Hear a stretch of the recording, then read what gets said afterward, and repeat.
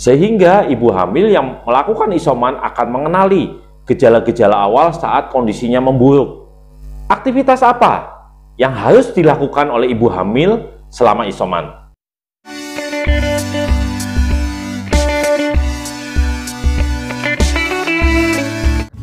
Selamat datang kembali di channel saya, Dr. Rudi Agusrianto. Kali ini saya akan membahas tentang bagaimana cara melakukan isolasi mandiri, terutama bagi ibu hamil yang menderita COVID-19. COVID-19 adalah penyakit yang relatif baru. COVID-19 diakibatkan oleh virus. Orang yang menderita COVID-19 memiliki gejala demam, batuk, pilek, nyeri tenggorokan, kehilangan penciuman, maupun kehilangan indera perasa. Selain itu, virus COVID-19 mutasi yang terbaru, penderita COVID tersebut mengalami gangguan pencernaan seperti mual, muntah, sakit perut, bahkan diare. Penularan dari COVID-19 adalah melalui droplet, yaitu partikel yang dikeluarkan pada saat kita berbicara atau partikel yang dikeluarkan melalui hidung. Selain itu, droplet yang keluar dari mulut ataupun hidung itu bisa bertahan selama sekitar hampir 4 jam di dalam ruangan tertutup. Sehingga kita harus hati-hati bila kita satu ruangan yang tertutup tanpa menggunakan APD atau alat pelindung diri. Nah, sekarang bagaimana dengan ibu hamil? Ibu hamil pada prinsipnya memiliki risiko yang sama untuk tertular virus COVID-19. Tapi yang harus kita tahu bahwa ibu hamil yang terinfeksi COVID-19 akan memiliki risiko yang lebih parah, gejala yang lebih parah daripada wanita yang tidak hamil.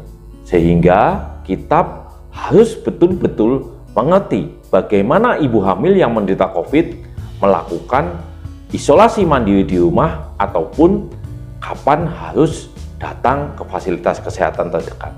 Berdasarkan gejalanya, penderita COVID-19 dibagi menjadi beberapa. Ada yang OTG atau orang tanpa gejala, gejala ringan, gejala sedang, ataupun gejala berat. Sebelumnya, untuk ibu hamil yang menderita COVID-19 didominasi oleh orang tanpa gejala atau OTG. Tapi sejak bulan Mei tahun 2021, penderita COVID-19 ibu hamil didominasi oleh ibu hamil dengan gejala ringan, sedang, ataupun berat.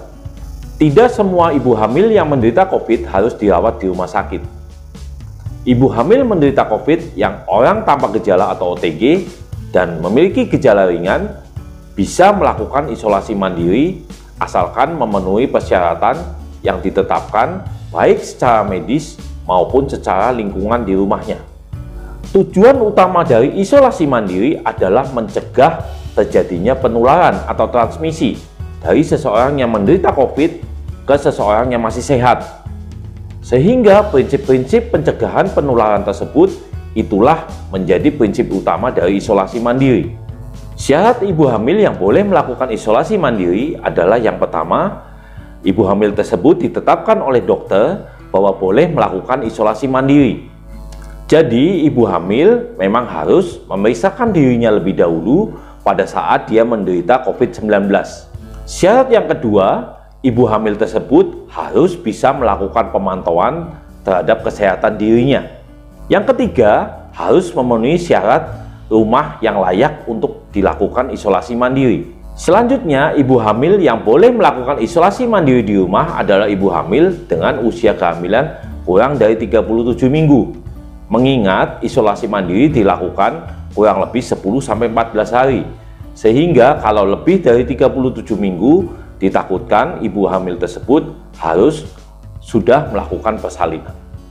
Selain itu, ibu hamil juga tidak boleh memiliki komorbid seperti diabetes mellitus atau kencing manis, hipertensi atau tekanan darah tinggi, penyakit jantung, atau penyakit-penyakit komorbid lainnya. Dan terakhir, ibu hamil harus melaporkan dirinya baik ke puskesmas, ke Satgas COVID di kelurahan, kecamatan, ataupun melalui Pak RT. Jadi, ibu-ibu hamil yang menderita COVID-19 jangan menyembunyikan penyakitnya justru harus melaporkan, sehingga bisa mendapatkan obat-obatan, bisa mendapatkan pemantauan, dan mengerti bagaimana harus melakukan rujukan atau melakukan tindakan-tindakan yang perlu dilakukan pada saat tanda bahaya muncul. Syarat lingkungan rumah di mana ibu hamil boleh melakukan isolasi mandiri adalah yang pertama, harus memiliki kamar yang ditempati sendiri oleh ibu hamil yang berbeda dengan anggota keluarga lain yang masih sehat.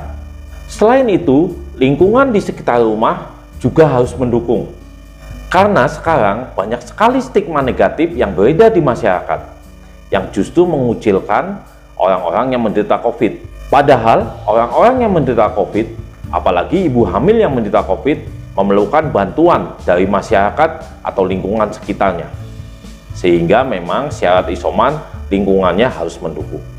Dan syarat yang terakhir adalah ibu hamil yang menderita COVID-19 yang melakukan isolasi mandiri diharapkan tidak serumah dengan anggota keluarga yang memiliki risiko tinggi seperti bayi, lansia, atau anggota keluarga yang memiliki penyakit komorbid. Jangan lupa, dukungan keluarga terhadap ibu hamil yang sedang melakukan isolasi mandiri itu sangat penting. Hampir semua orang saat divonis dia menderita COVID-19 akan mengalami syok baik ringan, sedang, ataupun berat. Sehingga perlu sekali dukungan. Anggota keluarga lainnya siap mendukung, terutama adalah penyediaan makanan. Karena nantinya ibu hamil akan disediakan makanan oleh anggota keluarga yang lain, tidak boleh keluar dari kamarnya. Kemudian dukungan moral, harus memberikan motivasi yang baik, harus memberitakan berita-berita yang positif, memberikan kalimat-kalimat yang positif dan bahagia. Jadi anggota keluarga yang lain penting sekali peranannya saat ibu hamil melakukan isolasi mandiri. Apa saja yang harus disiapkan saat ibu hamil melakukan isolasi mandiri? Yang pertama, kamar yang harus disiapkan tersendiri yang berbeda dengan anggota keluarga lainnya.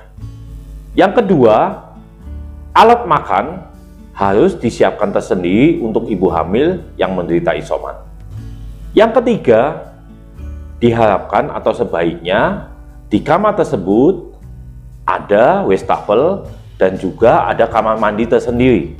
Tapi tidak usah khawatir, apabila kamar mandinya memang hanya ada satu di rumah tersebut, kita bisa melakukan teknik komunikasi yang baik antara ibu hamil dengan anggota keluarga. Contohnya, saat ibu hamil harus keluar kamar untuk mandi, dia harus melalui media komunikasi telepon ataupun media komunikasi yang lainnya mengatakan bahwa saya akan keluar kamar untuk mandi, sehingga anggota keluarga lainnya dengan memakai masker sama seperti ibu hamilnya dan menjaga jarak, menyingkir atau menjauh dengan jarak 2 meter atau lebih. Ibu hamil masuk ke kamar mandi, dan selesai mandi, melakukan desinfektan pada benda-benda yang dia pegang dan kembali ke kamarnya. Alat kesehatan yang harus dipenuhi minimal adalah termometer atau pengukur suhu, kemudian jangan lupa pulse oximetry untuk mengukur saturasi oksigen dari ibu hamil yang menderita isoman, dan kalau memungkinkan memiliki tensimeter digital. Dan terakhir, alat-alat pelindung diri supaya ibu hamil melakukan protokol kesehatan, yaitu memakai masker 2 lapis pada saat dia keluar kamar, menjaga jarak, mencuci tangan dengan sabun, cair, dan air mengalir, kemudian menghindari kerumunan dan menjaga aktivitas, tidak boleh keluar dari kamar. Aktivitas apa yang harus dilakukan oleh ibu hamil selama isoman? Yang pertama, jangan lupa tadi melapor kepada Pak RT, kepada lurah, camat, ataupun lewat hotline yang ada di daerah masing-masing, ataupun ke puskesmas, supaya dibantu obat-obatan dan dievaluasi kondisi kesehatannya. Kemudian yang kedua, ibu hamil harus menaati protokol kesehatan. Yang ketiga, jangan lupa ibu hamil harus berjemur minimal 30 menit dalam sehari. Dan jangan lupa disertai olahraga ringan sesuai dengan kondisinya dan usia kehamilannya. Etika batuk juga harus dimengerti. Jadi ibu hamil yang melakukan isoman atau anggota keluarga lainnya harus mempelajari bagaimana etika batuk yang benar. Makan pada ibu hamil harus dilakukan di dalam kamar dan sebisa mungkin mencuci alat makan tersendiri. Jadi dilakukan di wastafel atau dilakukan oleh ibu hamil di tempat cuci piring dengan menjaga protokol kesehatan. Makan harus mengikuti kaidah gizi seimbang dan jangan lupa dengan penambahan lauk hewani dan juga penambahan sayur dan buah-buahan untuk memenuhi vitamin dan mineralnya. Ibu hamil juga harus cukup tidur, cukup istirahat, jangan stres. Ya, kita harus yakin asalkan kita mengikuti semua petunjuk dari tenaga kesehatan dan mengikuti petunjuk isolasi mandiri, kita pasti sembuh. Obat-obatan dan suplementasi yang diberikan oleh tenaga kesehatan silahkan diminum. Tidak perlu khawatir. Obat-obatan baik itu antivirus seperti oseltamivir, azitromisin, vitamin D, vitamin C, vitamin B, vitamin E, ataupun zinc itu aman untuk ibu hamil. Jadi ikuti petunjuk dokter. Tidak usah kita mengobati diri sendiri. Jangan kita membeli obat-obatan sendiri. Karena tidak semua penderita COVID, apalagi penderita COVID pada ibu hamil, itu diberikan antivirus, oseltamivir ataupun azitromisin ataupun antivirus yang terbaru yaitu Avigan. Jadi tidak semua. Biarlah tenaga kesehatan melalui dokter yang memutuskan apakah ibu perlu konsumsi obat-obatan tertentu atau tidak. Dan terakhir, ibu hamil harus memantau dirinya. Harus memantau suhu tubuhnya 3 kali dalam sehari.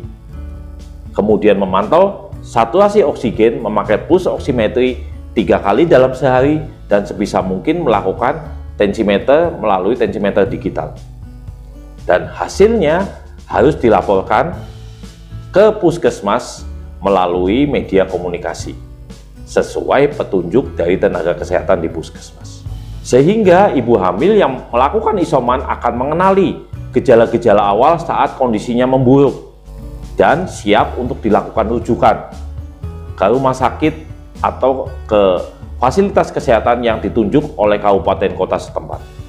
Jangan lupa, selain memantau suhu, saturasi oksigen dan tensi, ibu hamil yang menderita COVID-19 yang melakukan isolasi mandiri perlu memantau kesehatan dari janinnya atau kesehatan kandungannya, yaitu memantau gerak anak, terutama pada ibu hamil di atas usia 30 minggu. Ibu hamil harus memantau selama 12 jam, harus ada minimal 10 kali gerakan. Biasanya saya menganjurkan ke pasien adalah memantau dari jam 6 pagi sampai jam 6 sore, minimal harus 10 kali gerakan. Apabila gerakannya melemah, saat itu ibu hamil harus banyak istirahat, kemudian tidur miring ke kiri, minum air putih, dan makan yang cukup. Kemudian pantau ulang selama 12 jam.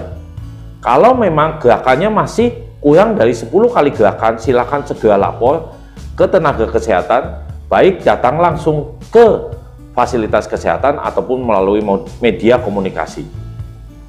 Memang ibu hamil dibatasi tidak boleh keluar rumah, tidak boleh belanja, tidak boleh kumpul dengan teman-temannya, tidak boleh kumpul di ruang keluarga dengan anggota lainnya.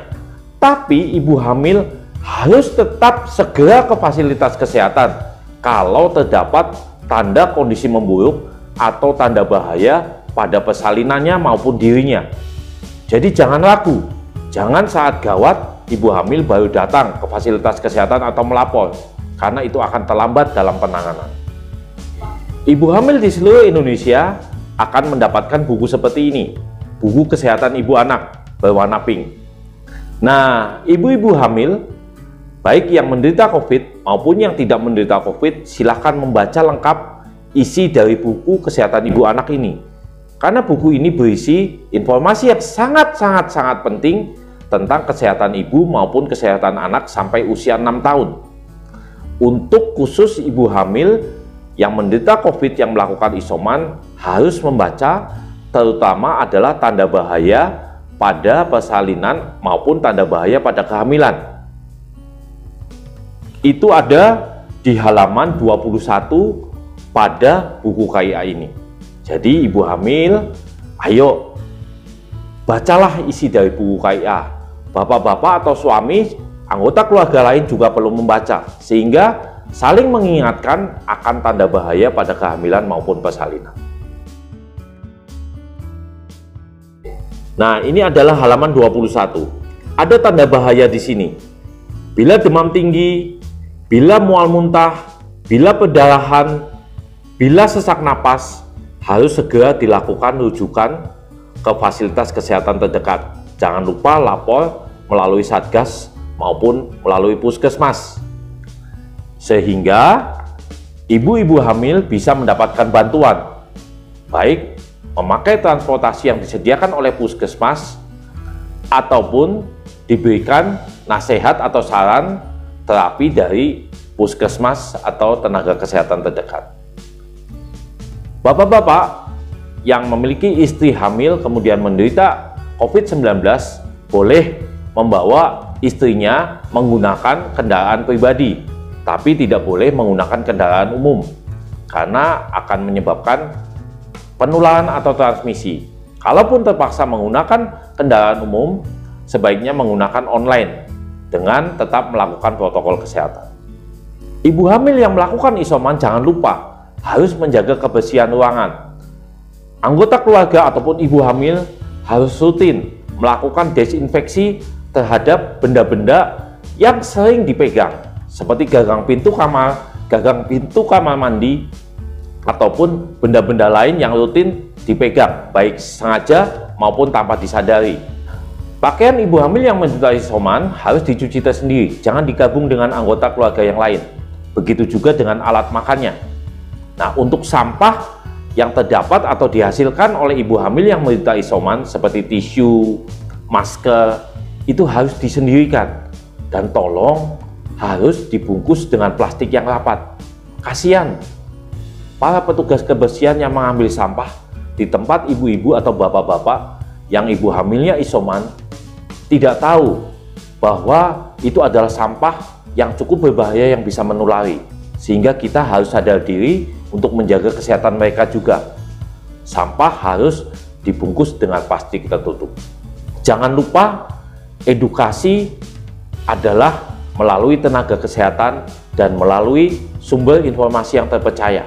Saat ini banyak sekali hoaks, banyak sekali berita yang seakan-akan itu benar, sehingga ibu hamil berpedomanlah pada buku KIA, berpedomanlah pada nasihat yang dilakukan oleh tenaga kesehatan, baik di puskesmas ataupun di dokter praktek ataupun di rumah sakit. Jangan sering percaya hoaks. Bila mendapat suatu berita, konfirmasi ke pihak yang memang bertanggung jawab. Dan di satu sisi, ibu-ibu hamil yang menderita isoman dan anggota keluarga lainnya juga jangan menyebar hoaks. Jangan dapat berita di WA, di media sosial lainnya, kemudian langsung di-share ke yang lain. Pastikan dulu kebenarannya. Kita harus lawan hoaks supaya pandemi segera berakhir. Jika ibu hamil ada tanda bahaya yang tadi saya sebutkan dan yang terdapat pada buku KIA, kemudian ibu hamil secara kondisi medis karena COVID-19, saturasi oksigen kurang dari 95, mengalami sesak napas, lemas, tidak bisa makan, harus segera melapor ke puskesmas dan harus segera dibawa ke rumah sakit. Ayo para suami yang ibu hamilnya atau istrinya menderita COVID-19 harus selalu waspada, harus selalu jadi suami siaga. Kapanpun harus bisa mengambil keputusan cepat untuk membawa istrinya segera datang ke fasilitas kesehatan. Jangan terlambat, karena rujukan di saat yang tepat akan meningkatkan kemungkinan hidup bagi ibu hamil yang menderita isolasi mandiri yang gejalanya memburuk.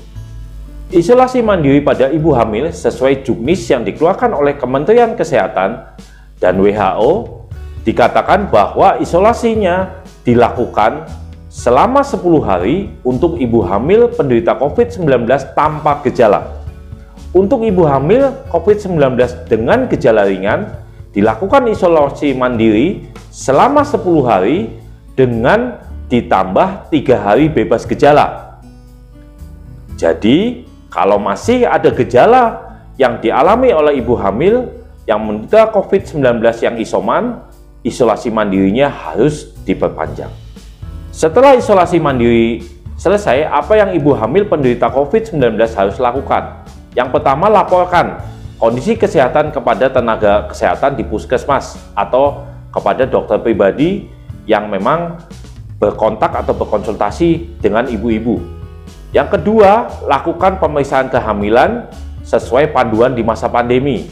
Seharusnya ibu hamil dilakukan pemeriksaan kehamilan minimal 6 kali. 2 kali di trimester pertama, 1 kali di trimester kedua, dan 3 kali di trimester ketiga. Tapi khusus di masa pandemi, ibu hamil minimal harus diperiksa kehamilan 2 kali, yaitu 1 kali di trimester pertama dan 1 kali di trimester ketiga. Untuk 4 pemeriksaan lainnya sebaiknya dilakukan melalui media komunikasi, baik melalui video call, melalui telepon, ataupun melalui media komunikasi lainnya. Kalaupun harus datang ke puskesmas atau datang ke fasilitas kesehatan lain seperti rumah sakit ataupun klinik, lakukan janji temu, yaitu dengan menelpon lebih dahulu fasilitas kesehatan tersebut atau tenaga kesehatan tersebut, sehingga ibu hamil tidak perlu berlama-lama berada di fasilitas kesehatan. Dan jangan lupa persiapkan persalinannya dengan cara sudah memilih nantinya akan dilakukan persalinan di mana, baik di fasilitas kesehatan tingkat pertama, puskesmas atau klinik, maupun fasilitas kesehatan tingkat kedua. Dan kenali apa-apa saja syarat untuk bisa dilakukan persalinan di fasilitas kesehatan tersebut, seperti syarat harus dites swab antigen atau syarat-syarat lainnya, sehingga pada saat persalinan hal itu sudah diketahui oleh suami, oleh anggota keluarga lainnya, dan tidak mempersulit diri pada saat persalinan. Jadi ibu-ibu hamil yang saat ini menderita isoman, jangan stres, jangan takut, tetap semangat. Yakinlah kalau kita mengikuti petunjuk dari tenaga kesehatan, melakukan isolasi mandiri yang aman, kemudian membaca berita-berita yang penting, informasi yang penting, seperti senam pernapasan, bagaimana melakukan proning atau posisi yang baik pada ibu hamil, ibu-ibu hamil yang menderita COVID-19 pasti akan bisa melewatinya dan kembali pulih, sehingga ibu hamil aman, bayi pun bisa dilahirkan dalam kondisi sehat. Para suami, ayo tetap mendukung istrinya agar tetap semangat walaupun istrinya menderita COVID-19, sehingga istri Bapak dan anak Bapak nantinya akan dalam kondisi sehat dan aman. Demikian penjelasan saya kali ini, semoga bermanfaat untuk kita semua. Sampai jumpa di video berikutnya.